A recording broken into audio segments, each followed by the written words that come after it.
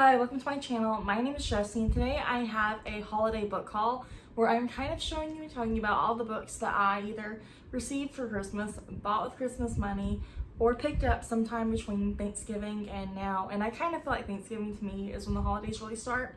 Like I don't decorate my house or really get ready for Christmas until Thanksgiving Day / the day after Thanksgiving. And I think whenever I go through these books, I'm going to start with the books I received for Christmas and then go into the books I bought with Christmas money and then finally go into just everything else. First, I have Red Queen by Victoria Aveyard, and I've already read this one and it follows Mare. And The Crown at first led me to believe it was more of a fantasy, but I personally think it's a little bit more dystopian with fantasy elements, or it's a little more sci-fi with fantasy elements. But this book follows Mare in a world where if you have silver blood, you are like high class, you have powers, you're good, you're great, everything's fine in your life. Whereas if you have red blood, you're just a normal human being like we are now. But they're like, you're kind of looked down upon by the silver, and then somehow Mare ends up getting entangled into a bunch of stuff with silver-blooded people, and some stuff goes down. I actually already own the paperback copy of this book, and so the people who got me this for Christmas, I didn't want to tell them that I already had it, and like just, I don't think it would hurt anyone's feelings, but you never know. And also I was afraid to be rude since this was a gift and they were being nice. So I'm currently trying to decide, do I want to keep this book or the paperback one? Because I really like the way this hardback cover feels, and I actually haven't looked at the inside. Okay, the outside's kind of plain, but I like this part. But then again, if looking at like the paperback version, I feel like that one would be easier to find new books for, or like, it'd be easier to pick up the paperback versions of each of the books in the series. So I'm not sure yet which I'll be keeping, but I am very excited and thankful that I did get another copy of this book. I also received Vespertine by Margaret Rogerson, and I absolutely loved An Enchantment of Ravens. Sorcerer of Thorns has been on my TBR for forever, and I need to read it, and I'm excited to read it. But I have had it on my shelf since I believe April of 2020, so I need to get to it. But I am still looking forward to this one. I believe this is also the first one that's a series, and I'll be honest, I haven't read the summary. I just saw around the time this book came out, a lot of people that I follow were sharing it, and I thought the cover was interesting, and I know I like at least one other piece of Margaret Rogerson's work, so I want to see how this one goes, and I'm interested to see how she handles the series. Also, I'm very sorry for the glares. I am videoing in a different spot than normal, so I am kind of adjusting to how everything will go. I'm trying to figure out lighting.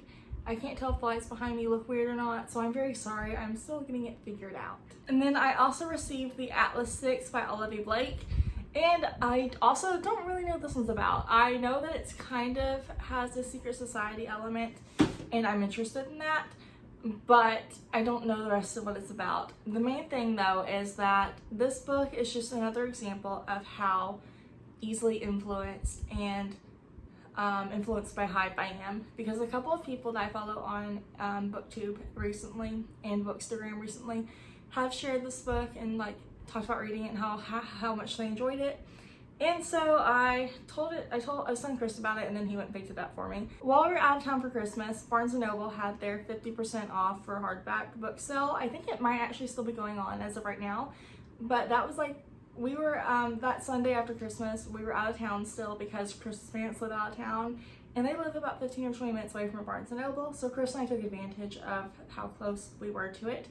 And we left Rowan with Chris's parents for an hour or two while we went to Barnes & Noble, and I'm very glad we did, in the sense that I got to pick up a couple books I've been wanting for a while. First, I got How We Fall Apart by Katie Zhao, and this book follows 4 students at like this private school, and one of their friends has recently been murdered, and they're trying to figure out, and they all may or may not seem to play a role. They have a lot of secrets going on.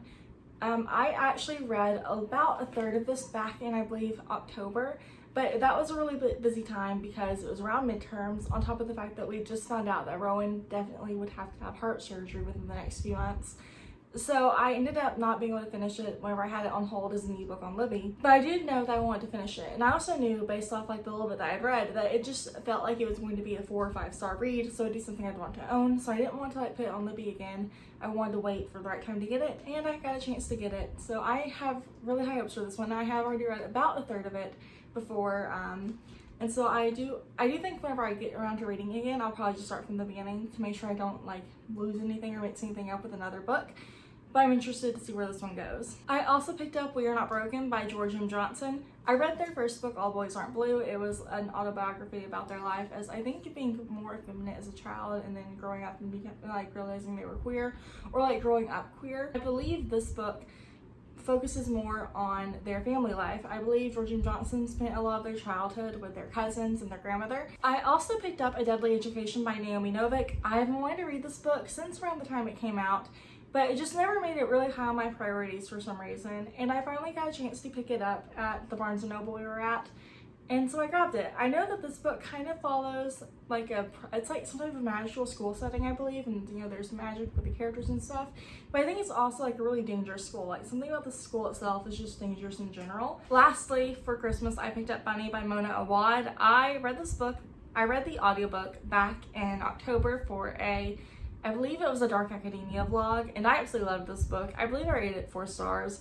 I had a really good time with it. It was weird, it was fun. This book follows the character. She somehow managed to get into like an all-female writing cohort, creative writing cohort at this kind of prestigious college or university. And her cohort's really cliquey. All the other girls are kind of weird and cliquey. They call each other Bunny all the time. As the book goes on, you find out there's some weird things going on with the bunnies in town. And just a lot of weirdness ensues, and it definitely feels like there's a lot going on. It definitely feels like you never quite know for sure what's going on, but I had a good time with it. And I knew I wanted to reread it and own it. And every time I've checked my Barnes & Noble, it's always out of stock. So while we were at that Barnes & Noble, because it was in a bigger area, I just went ahead and grabbed it. And I'm excited. I'm looking forward to rereading it this at some point, but at the same time, I'm also just excited to be able to own one of my books that I really enjoyed this year. Those are all the books I bought and received for Christmas, and now I'm moving on to other books that I picked up in the past few weeks. And they're in no particular order, so like I may references like time frames of when I bought a couple of them. Just ignore those because they don't really matter. So first, after promising myself that I would stop buying like entire series in one go, I picked up Serpent and Dove and Blood and Honey by Shelby Mahurin. This is the first book and this is the second book in this trilogy. I would have picked up the third book too if it had been in paperback, but it's not out in paperback yet. So I'm not very good at holding myself to that accountability of not picking up entire series in a go because I like having them all ready to go. But then there's the issue of what if I don't like the first book? Anyways, though, I have already read the first book for this. I read Serpent and Dove on Libby a couple months ago. I really enjoyed it. It made me realize that I might like the witch versus witch hunter trope, or like the witch versus witch hunter who fall in love trope. I think it's interesting. It was fun. This book follows Lou and Reed. Lou is a witch, Reed is a witch hunter, and through a bunch of weird issues, they end up married, and it's an enemies to lovers also with that added aspect of Lou's a witch, Reed is not, and just a lot goes on. Also, there's some weird stuff going on with Lou's mom, and then stuff kind of goes down at the end, and I really enjoyed this book, and I knew I wanted to own it, and so I got a chance to pick up this book, and I believe they were both on a buy one get one 50% off table at the day I bought them, and so I went ahead and grabbed both of them, which I don't know if that's true. Maybe I bought one and bought the other. Either way though, I am really excited to own this one. This one I know picks up at the end of Serpent and Dove. Lou and Reed are back together because they got something happened at the end of the other one. They also have some friends with them, and I'm not really sure what's going to happen in this one. I haven't read the summary. Also, I don't know that I want to say too much because I'm afraid that, you know, I might spoil this one. But I'm interested to see where it goes. I think the buy one get one 50% off tables at Barnes & Noble really get me. I see it and I'm like, oh, okay, I need this book because it might be 50% off, or this other one will be 50% off, so it's fine. But anyways, that is also how I ended up with The Dragon Republic by R.F. Kuang. I picked up the Poppy War for my birthday. Kristen went book shopping for my birthday. I was gonna do a book haul for that. My birthday was back in October. I didn't want to drag in books all the way from October into this video, but I did pick up the Poppy War then. And so I don't actually know what this one's about because I haven't read the summary yet because I'm afraid it'll spoil the Poppy War. But I know the Poppy War is, you know, a story about an orphan who somehow ends up in this like prestigious, basically like military school, and plays a huge role in this upcoming war battle thing going on. That's like the most basic summary that probably does nothing to really tell the story, but I'm still interested. This is another series that I picked up because of hype and I want to see what's going on. I also picked up Tenders of the Flesh by Augustina Bazterrica, And this is another one that was on a buy one get one 50% off table at the time I bought it, because otherwise I don't know that I would have bought this one, because this is horror. Horror is a genre that I have kind of mixed feelings for, because I want to read more horror books and hopefully enjoy them, but I am still a chicken. This book, I'm afraid, is going to really freak me out, but I know that if I don't read it, I feel like Chris will probably read it because he's more interested in horror and stuff like that. But this book, I believe it takes place in like a time in the future where animal meat is poisonous to humans, and for whatever reason, humans some of them end up being factory farmed, and the main character works in one of the factory farms, and somehow he ends up building like some type of relationship with like a human who is being farmed. Like, I don't know that it's romantic or anything, but like, you know, they learn more about this person and they actually get to know them, which they're not supposed to do. I am a little worried that it will freak me out, you know, because of the pretty much cannibalism, but I'm interested. Next, I got The Grimrose Girls by Laura Pohl, and this book follows 3 friends in the aftermath of their best friend's death. Their friend's death was ruled a suicide. They apparently do not believe it was, and they want to know what really happened. And they also somehow end up with a new roommate, because it's like some type of private academy, I believe. I actually got this book for one of my cousins for Christmas, and I was intrigued enough that I wanted to get my own copy. And I know that I probably could have just read hers while it was sitting on my shelf waiting, but I was afraid of like, you know, damaging the spine before I gave it to her. So I didn't want to give her like a used book that I'd read, because it's just like, oh, I just gave you a used book off my shelf. And it'd be fine maybe if it was like, you know, not Christmas or something, but I just wanted to get a newer book. So I also went ahead and picked myself up a copy. And this is another one that I'm interested to see what it's actually about, what actually happens. I do like stuff that's like somewhere between dark academia, YA thrillers. I'm still interested in those books, but I do also feel myself slowly growing out of YA, but not really fully yet. So I'm interested to see how this goes. I also grabbed a copy of Our Violent Ends by Chloe Gong. I loved these Violent Delights last year. The first half of the book was kind of slow, but then the second half, like, just did a 360, held my attention, and I was hooked. And so I knew for sure I wanted to read this book. I am kind of bummed that the second book didn't come out as the Book of the Month book, because my first book is a Book of the Month book. So eventually I am going to need to go back and rebuy the hardback, like Barnes & Noble Target edition or something of the first book. Because I don't like that my editions like don't match, and they don't get to sit side by side on my shelf because they don't match, because I have all my Book of the Month books in one area.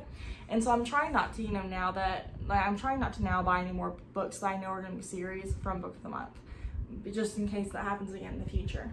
But this book picks off at the end of Our Violent Delights. Roma and Juliet are enemies still. There's a lot going on. There was a lot that happened at the end of the first book. I think the gang intrigue is still going on. I can't remember if like the monster problem's been completely taken care of. Before I read this book, I'm honestly probably going to need to reread the first book, but I'm looking forward to this and seeing how this duology wraps up and what happens. And I believe Chloe Gong is also working on an adult fantasy, so I'm interested to read more of her writing as well. The last book I have is 7 Days in June by Tia Williams, and there's kind of a funny story that goes with this book. This is another one that I started on Libby. I checked it out as like a 7-day lucky day hold. I read it like in spurts. Like I would there'd be times where I could just sit down and read a lot, and then I didn't read for a few days and I got to read a lot. But I only had 7 days to read it, and I also just happened to borrow it about a week before Rowan's heart surgery. So that Rowan's surgery, we stayed with Chris's parents because they live about 30 minutes away from the hospital, and it was easier to stay with them for like the 2 days before the surgery, where we had to do all the pre-op stuff. And then the few days after the surgery, before Rowan was released to travel the almost 3 hours back home. So while we were there, the night before Rowan's surgery, Chris and I made a quick trip to Barnes & Noble so I could grab a copy of this book, so I could read a little bit of it during the surgery, because I had finished enough schoolwork that I could have gone like about 2 weeks without opening my school app at all, and I would have been fine. And so I just wanted to have something to do during the surgery, something that's like kind of mindless but not really mindless. Like, this probably isn't the most mindless book to read, but it held my attention and it was a good book. This book is actually a second chance romance about 2 established writers who are both well respected in their own genres, and they had a fling set for about a week, about 15 years in the past, their senior year of high school. It's 15 years later. The guy, he's kind of making amends for a lot of stuff, which includes apologizing to Ava, who is the female protagonist. And it's kind of like them almost getting a second chance, but neither of them, you know, really being able to fully commit to it for whatever reason. And it was really good. Anyways, those are all the books that I have bought or received within the past few weeks for my holiday book haul. So thank you so much for taking the time to watch this video, and I'll talk to you later. Bye.